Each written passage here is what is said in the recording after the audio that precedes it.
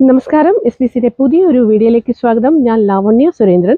ഇന്നത്തെ ലൊക്കേഷൻ തിരുവല്ല പൊടിയാടി.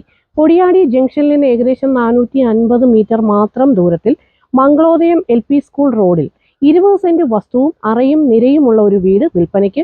ഈ കാണുന്നതാണ് വീടും വസ്തുവും. വീടിന്റെ വില ലാൻഡ് ഓണർ പ്രതീക്ഷിക്കുന്നില്ല. സെന്റ് വില 3.5 ലക്ഷം രൂപയാണ്. വിലയിൽ മാറ്റമില്ല.